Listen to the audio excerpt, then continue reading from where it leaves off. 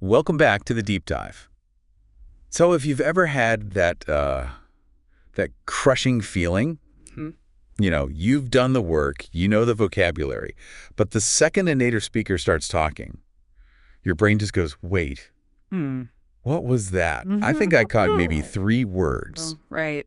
Then this is definitely the deep dive for you. It's one of the biggest hurdles, and I think people feel like it's a personal failing when it's really not. Not at all. It's a structural thing. We've gone through the sources you sent over research on auditory processing and how fluency really works. And our mission today is, well, to give you a shortcut. Exactly. Yeah. We're going way beyond that useless just listen more advice. Yeah, that doesn't work. We are going to unpack why fast English sounds so smooth, so impossible to grab onto. And then we're giving you active, almost surgical training techniques. Right, to get your ears up to speed. This is about moving past passive learning and into strategies that actually create long-term change. You'll see pretty quickly that the problem isn't just speed. It's about these hidden rules of conversation. The stuff your textbooks, they never even mention. Okay, let's get into that hidden code. We all assume it's just that people talk too fast. Mm-hmm. But the research points to something much more interesting happening with the actual sounds. What is the real culprit here?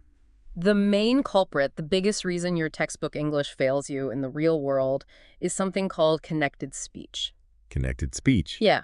When we talk naturally, we're incredibly efficient. We don't put neat little spaces between our words. Right. We link them, we morph them, we merge sounds together. So a learner sees a phrase like, did you eat? Mm-hmm. And they expect 4 separate sounds. Exactly. They're listening for did you eat? But what do they actually hear? They hear did ya eat? Did ya? The D and the Y sounds, they just smash together to make a jut sound. So if your brain is waiting for that perfect forward sequence and it gets a single fast unit, It just stalls. it stalls. The whole system freezes because the input doesn't match the file it has in storage. And that failure to decode, that split second, is what makes it feel impossibly fast. That's a great way to put it. It's like the speaker is sending you a compressed zip file of the sentence. That's a perfect analogy. You see another one all the time, right? Yeah. Like, what are you doing? Oh, a classic. You expect to hear every word. But what you get is more like, what you doing? What you doing? Or even shorter, depending on the accent. And if you don't know that whatcha is just the compressed version of 3 separate words. You think it's a new vocabulary word you have to learn? Exactly. Yeah. And that mental load is just exhausting. So we have connected speech, which is the linking problem. But then there's also the disappearing word problem, the reduced sounds. Precisely. Man. For the sake of, just being efficient, we soften or drop entire sounds, especially in those little function words. Like what? The word "and," for instance, is almost never fully pronounced. It gets reduced to "n." You hear it in fish and chips. Right. No one says the and. It's fish and chips. Fish and chips. Or think about, I don't know. I don't know. No, it's one smooth sound. And that's why just listening passively isn't enough. Your brain knows the words I, don't, and no, but it has zero training in recognizing the sound. I don't know. So just tags it as, like, noise. It tags it as unknown. The sources were really clear on this.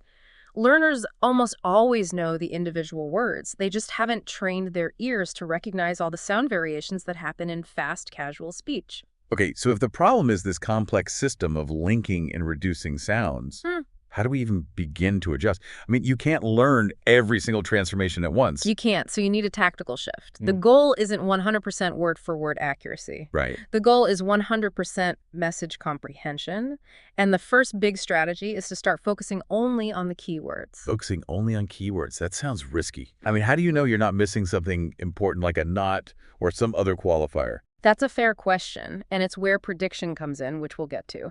But for now, you're just training your brain to prioritize. Okay. Think of it like this. The little words, the E is, to, a, they're the mortar. Mm. The keywords, the nouns, the main verbs, the adjectives, they're the bricks. You can figure out the shape of the wall even if you miss some of the mortar. Give me a practical example of that. How would that work in a real sentence? Okay, let's take a longer one. The meeting is going to be rescheduled to next Tuesday because of the budget review. Wow, okay. A lot to process there. A lot. And if you try to catch every single little word, you'll burn out by the halfway point.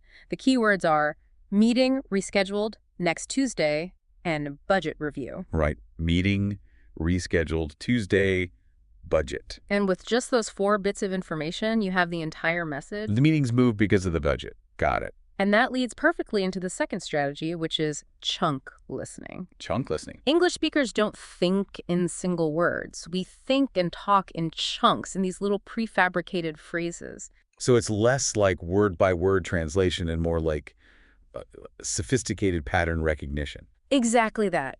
You're waiting for a familiar pattern. So when your brain hears, at the end of the day, it doesn't process 4 words. It just hears one idea, Ultimately. one concept, or recognizing chunks like, you know what I mean, or I'm not sure, but it speeds up your processing instantly because you're grabbing whole ideas at once. It's like listening to music and hearing a familiar riff. It is. Which brings up the third point here, intonation and rhythm. If the words are all compressed, the rhythm is kind of the guidepost, isn't it? It's a huge part of the meaning, and it's often totally independent of the words themselves. The sources confirm that the emotion, the question, the urgency, it's all in the music of the language. So if you only focus on the words, you might miss if someone's being sarcastic. Completely. You have to listen for the peaks and valleys in their voice because that's where they're telling you what's actually important to them. Okay, so we know why it's hard and we know what to focus on.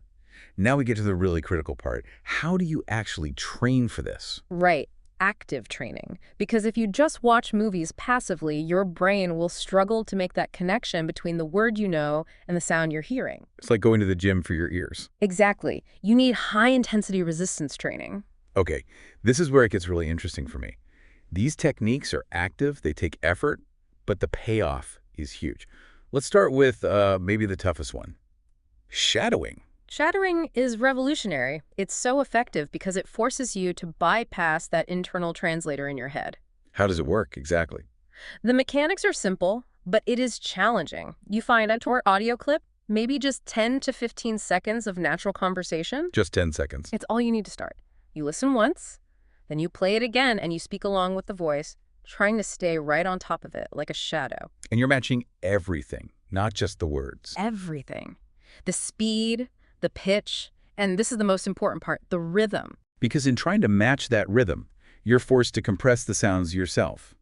You don't have time to say want to. You have to say wanna. You have to. You're physically teaching your mouth and your ears to operate on the same track at the same speed. It builds muscle memory for how these sounds transform. Okay, that's intense. Yeah. What about something a little more approachable to start with? Definitely. The next one is fantastic for that, using 1.25x playback speed. I do this all the time with podcasts. It's a brilliant strategy. You take the media you already listen to, YouTube, podcasts, whatever, and you just bump the speed up 1 notch. Just to 1.25. Why that speed? Why not just jump to 2 times speed and really challenge yourself? Because 1.25x is the sweet spot. It doesn't cause immediate frustration. It's just enough resistance that your brain has to work a little harder. It's progressive overload. It is. And over a few weeks of listening at that speed, your auditory processing just naturally gets faster. Then when you drop it back to normal, 1x speed. It suddenly sounds so slow. It feels incredibly slow and manageable. And that feeling is the proof that your brain is adapting. Okay, that's a great one. Now, the third technique, you mentioned this is what fluent speakers do automatically.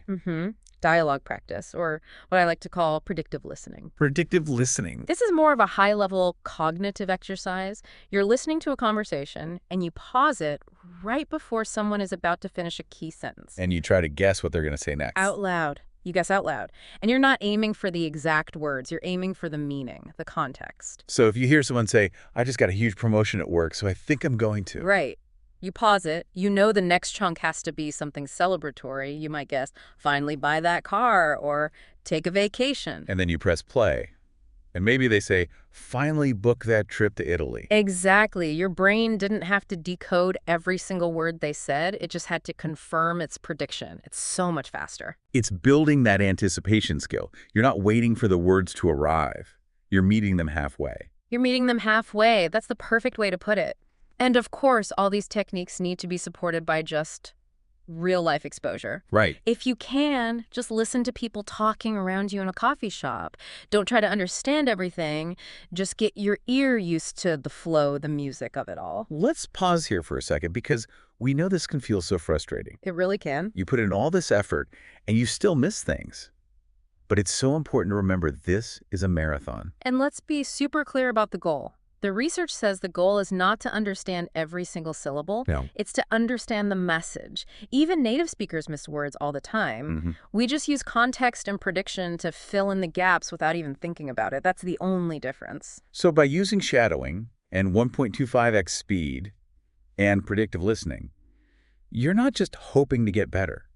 You're actively training the exact skills that native speakers use automatically. You are. You're targeting the points of failure and building the right muscles. So we really want to encourage you to start today. I mean, right after this. Grab a 1-minute clip of anything, a movie trailer. Put it on 1.25x speed. Just see how it feels. Or just dedicate 10 seconds.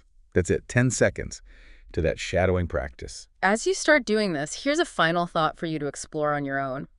If listening is so much about prediction, and if rhythm is the signal for what's coming next, the next time you hear fast speech, try to stop worrying about the words you missed. And instead, ask yourself this. How much faster could I understand the idea if I only focused on predicting it based on the speaker's tone and the sentence's rhythm? So focusing on mastering the music of the language. It might just unlock your ability to predict the words entirely. Thank you for diving deep with us today. Use these techniques, stay consistent with it, and you'll be amazed at how quickly your ears really do adapt. See you on the next deep dive.